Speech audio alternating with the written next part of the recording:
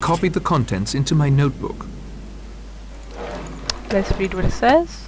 Where is it? There we go. Claythorne's letter.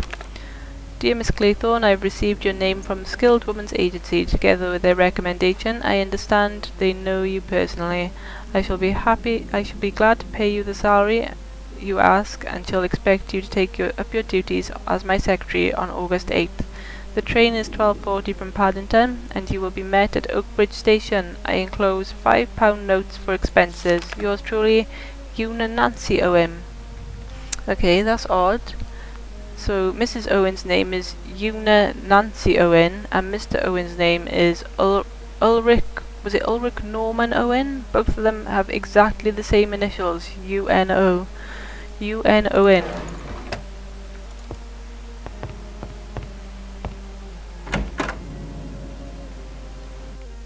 Check out the bathroom. Can we have a closer look? Ah, what's this? It's a medical alert card. This bears a closer look. Medical alert card. To whom it may concern, please be advised that my patient, Miss Emily Caroline Brent, is extremely allergic to insect stings, most particularly bees and wasps. She carries with her a supply of epinephrine. The dosage on the label must be injected immediately should she be stung, and professional medical attention summoned without delay. Dr. Can't even read that. Marbury? That's a weird name. Marbury Moats. Various toiletries. Nothing of interest that I can see. Yada yada yada. Oh, something hidden behind here. Ah, it's the stem to an old pipe. We may as well put these together now. Seems so obvious in retrospect. Well, it does really.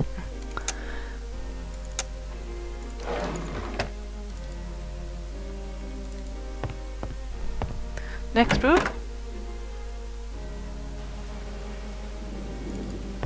Ah, this is Emily Brent's room. Let's have a look over here. This is quite a makeup supply. Emily must be more concerned with aging than she lets on. One hell of a makeup set there. What's this? Is it a book?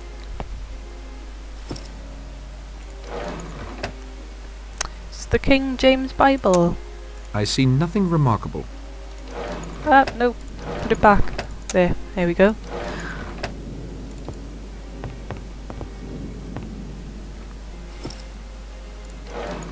Let's have a little look-see here then. Brent's letter of invitation. I copied the contents into my notebook. Yeah, this is getting a bit repetitive now. I have to do a lot of reading here. Where is it? Rogers, delay letter, Armstrong, Wargrave, Brent's letter. There we go. Dear Miss Brent, I do hope you remember me. We were together at Belhaven Guest Hotel in August some years ago, and we seemed to have so much in common. I am starting a guest house of my own on an island off the coast of Devon. I think there really is an opening for a place where there is good plain cooking and a nice old-fashioned type of person. None of this nudity and gramophones half the night. Where the hell has she been staying? In a brothel? I shall be very glad if you could see your way to spending your summer holiday on Shipwreck Island, quite free as my guest. Would early in August suit you? Perhaps the 8th? Yours sincerely, U.N. Owen. Gramophones and nudity half the night?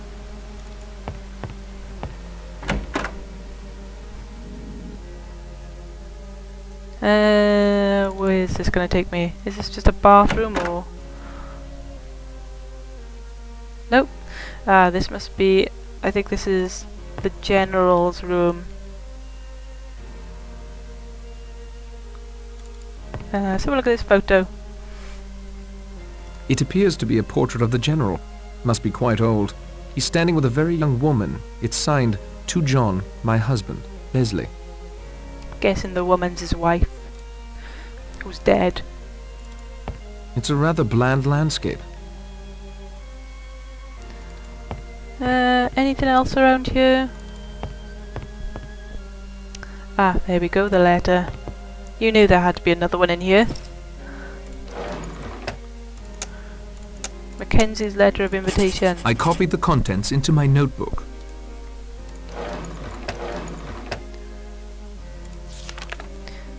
My dear General Mackenzie, I'm giving a little house party here on Shipwreck Island, the 8th of August. A couple of your old cronies are coming. Spoof-Legged and Johnny Dyer.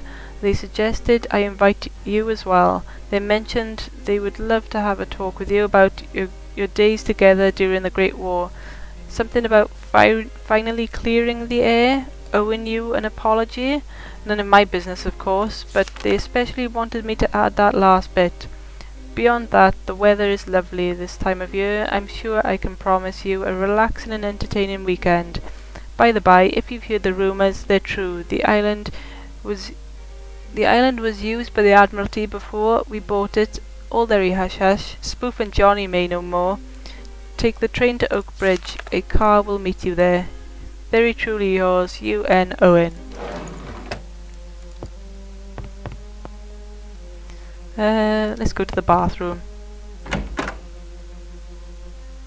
There may be more hidden items, maybe not. We'll see. I see nothing remarkable. There's not going to be anything here, looks like.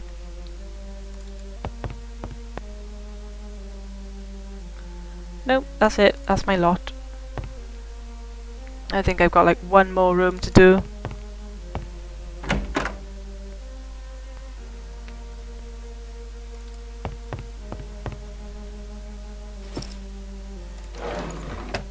Okay, this is definitely not a letter of invitation. Or if it is, it's very well coded. Let me examine this further. Let's have a look what we got. Oh, just numbers, some of them circled. Eastern Alliance telegram. Anything else? Ah, what's this? Is this the letter of invitation? Must be. There we go. Marston's telegram of invitation.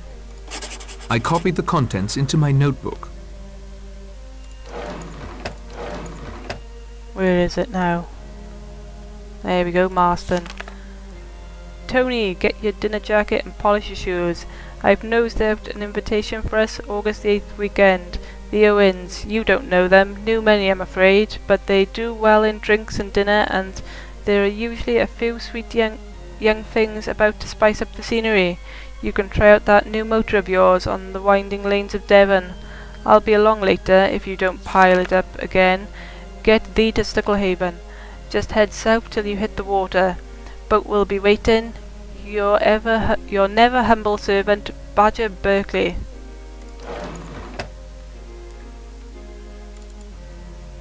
Seems to be a different animal in each room. Nothing else to see about that. Can we look in the drawer? Aha! A code break-in cipher. This could use a closer look. Let's have a look. King James Song of Solomon 3. I got like a bunch of things here. Can I mean, I've got the King James Bible. We've got a coded message, and I've got this. Aha! This is certainly a clue of some sort. I copied the contents into my notebook. Let's check out what we've got then. Oh, next page. Decoded message. I decoded this cryptic but rather indicting missive I found in Marston's room. Marston, submarine in place. Continue to objective. Secure beacon on buoy off west shore. Make certain homing engaged. Red light must blink. Additional. Search island for signs of Brit intel. Our agent reported safe in house with combination L28, R11, L49. Reports test based for new weapon in grotto. Access point unknown. Investigate and signal when ready for pickup. Seek Heil. End. Marston, a spy I would never have suspected. What, he's a Nazi spy? Well. Maybe I should just go down to dinner and tell everybody.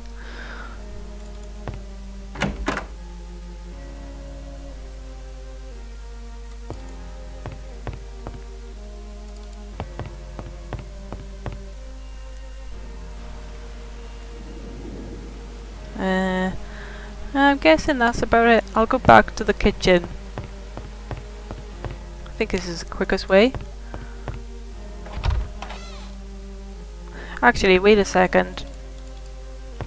I don't know for definite if there's anything where I want to go to, but I want to go back to where the game room is, where they were playing snooker, although it clearly isn't snooker,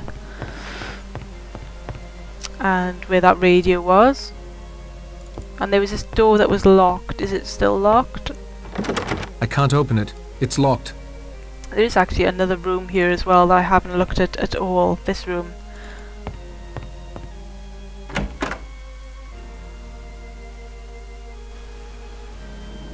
It is a study. Oh, what's this? Wargrave on Justice. I can only imagine the egotism that lurks within those pages. Wargrave wrote his own book. Oh, something here. Yeah, this is going to be a little bit of hunting going on. There's books I have to pick up on some of these shelves. Let's see what else we got here. This is a nice big map of where we are. This is Shipwreck Island. This is where we sailed off from. Sticklehaven. Hopefully I'll live to see the place again. That's Shipwreck Island. Those currents appear quite deadly.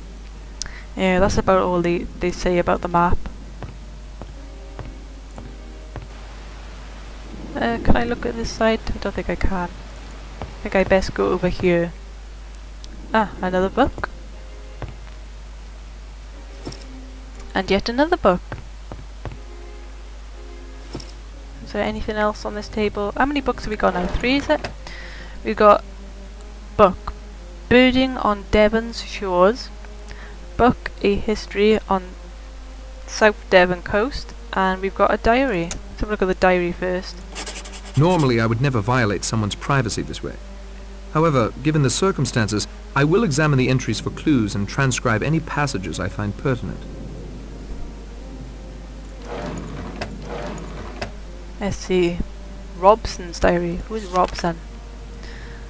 That whole section of the house isn't really important to me anymore. I rarely venture past the game room. Despite his feeble protests, I know he wouldn't really want me invading his private sanctum, but really, you could not find a more cliched way to conceal a secret passageway. I often wonder if Elmer has any sense at all. He might as well live at sea. It's the only place where he seems in control of his faculties. Truly, the albatross is the most graceful bird in motion. A photograph does it absolutely no justice. Most other birds that turn up on this benighted fly speck of an island look completely absurd flitting about. I must get away from here. I feel cooped up. If Elmer doesn't change his ways, and soon, he may discover how like an albatross I can be. Elmer tried to get me on the schooner again this afternoon. I barely made it to the dock. It's absurd, really, but I feel as if the entire ocean were a gaping bottomless pit, and any boat, no matter how large or seaworthy, is still little more than a leaf capable of being sucked into that smothering darkness at any moment. Elmer can be stubborn, but at least he gives in to reason eventually. We are selling this house to Gabrielle Steele, the actress, and moving back to the mainland. Although I dread the ensuing trip across the channel, I told him I can certainly bear it, knowing I never have to go near another island. Of course, it was just like Elmer to point out that England is an island. Very funny. I cannot say I'm much taken with Miss Steele. She sauntered through the house today, as if she already owned it, practically ignoring us. She came with 2 small bookish men who followed her around like lapdogs. One of them was furiously taking notes as the diva dictated her grandiose plans for parts of the house, making no secret her dislike of certain aspects, my precious birds, and her ideas for remodelling. A screening room? I can imagine her spending countless hours in there, watching her own films, basking in her own brilliance. Okay, so the Robsons were the original owners of the house, and then that Gabrielle Steele, the actress, bought it.